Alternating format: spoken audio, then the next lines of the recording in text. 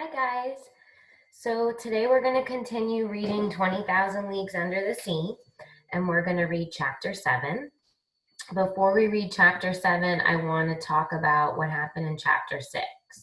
So, where we left off in chapter 6, the start of an adventure, Ned was feeling stuck. Like he doesn't really want to be on the Nautilus anymore. They're stuck in their cabins. He doesn't really find the ship as interesting as Pierre. And Pierre is very excited about this new adventure that they're on. He's still excited that they found what this beast was. He's getting to know Captain Nemo and seems to think that he's great from how he's acting towards him in the story.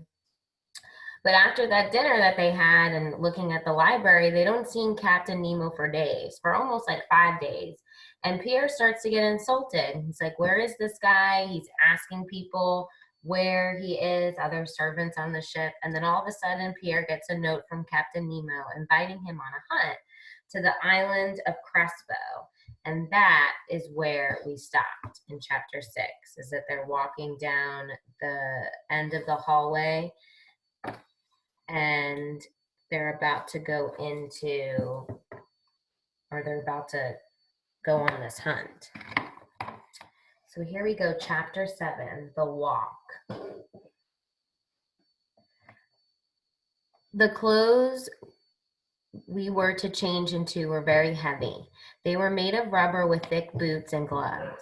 Captain Nemo and one of his men, along with Council and I, were soon ready. In the end, Ned had chosen not to go. The poor man felt odd about the whole idea of this trip, and the suit of rubber was enough to make him back out altogether. Perhaps he needed to rest from all of this mystery. Maybe for once he wanted to sit back and allow someone else to seek out the answers.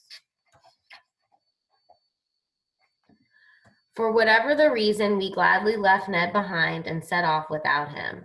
One of the Nautilus crew members handed me a gun made for underwater use.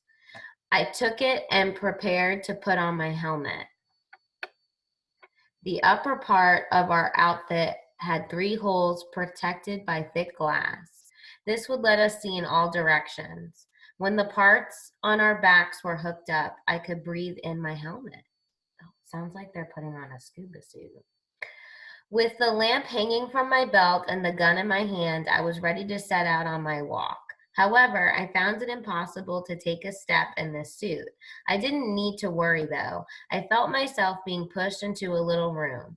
Council followed me, and the door closed us in. We were once again in darkness. After a few minutes, we heard loud hissing. I felt the cold water rising around me.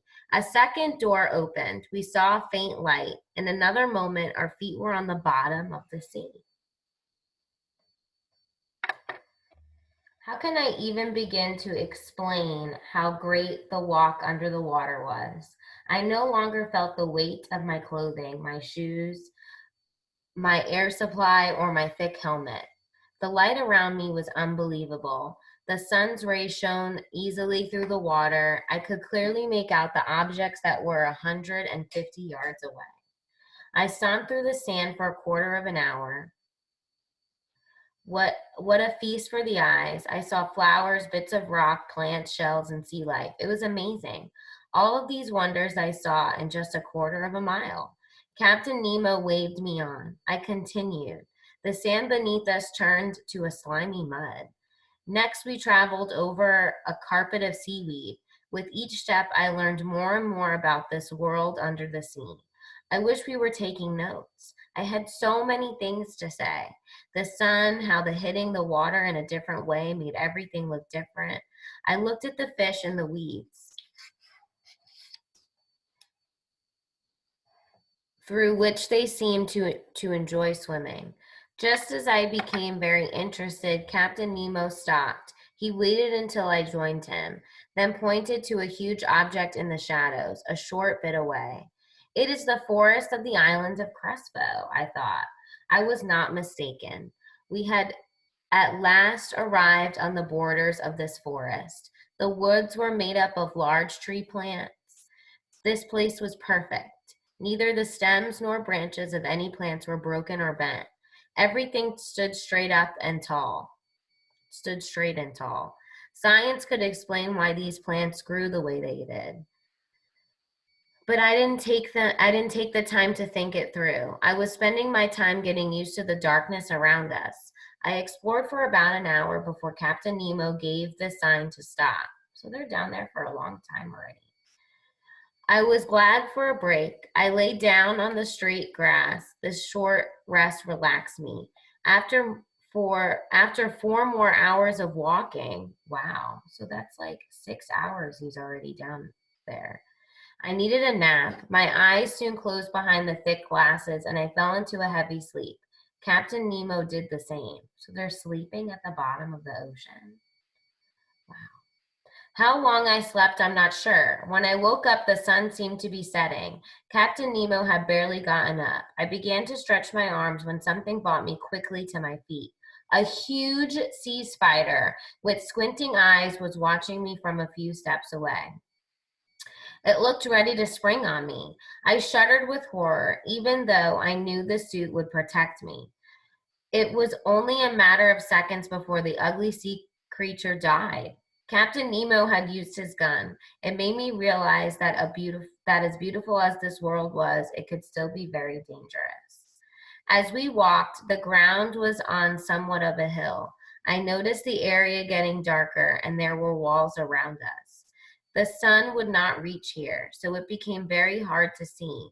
I was feeling my way along when suddenly I saw a brilliant white light. So there's the sea spider. Captain Nemo had just put on his electric lamp. Council and I did the same. I forgot Council was there. They haven't mentioned him until now. Captain Nemo was still pushing his way into the dark depths of the forest. I saw that the plant life was slowly disappearing. As we walked, I had the feeling that that eyes were on me. I believed there were sea creatures hiding in the dark. I even saw Captain Nemo raise his gun at one point, wait, and then move on carefully. After many hours, our walk began to slow down. I looked ahead to see a wall of rocks before us. It took me a moment to understand. This was the island of Crespo. Oh, they hadn't even gotten there yet. Captain Nemo stopped suddenly. A wave of his hand made us all stop as well. As much as I wanted to climb over that wall, I knew this was the end. The return began. We took a different path back to the ship. This road was very steep and painful, but the light of the sun soon returned and I felt a little more refreshed. I noticed the return of the fish and the other sea creatures right away. At one point, I saw the captain shoot into some shrubs near the surface of the water. I heard a soft hissing and a creature fell before us. It was a sea otter. It was 5 feet long and looked like the type of animal whose fur had been made into a coat in most countries. Captain Nemo's companion took the beast and threw it over his shoulder. We continued on our journey. Oh, I would be glad to get back. The air I was supplied with seemed to be getting thin. I was walking along when I saw Captain Nemo coming quickly toward me. He bent me to the ground. The captain's companion did the same thing to Council. I watched Captain Nemo lay down beside me and stay very still. My body froze. As I looked up to see 2 sharks, I knew from my research that these were tenorias, terrible creatures that could crush a whole man in their jaws. Luckily, these sharp-teethed creatures do not see very well. They pass without seeing us. I was so happy when we reached the Nautilus. All I wanted was to go to my cabin for food and sleep. I knew my dreams would be of our adventure at the bottom of the sea. Wow, that was a very intense chapter. There's a lot of adventure in there and a lot of different things that happened to him. So now that we finished reading chapter 7, I want you to think about what their adventure was like on the island of Crespo and what different encounters they faced. And you're going to answer a question on the next slide in your new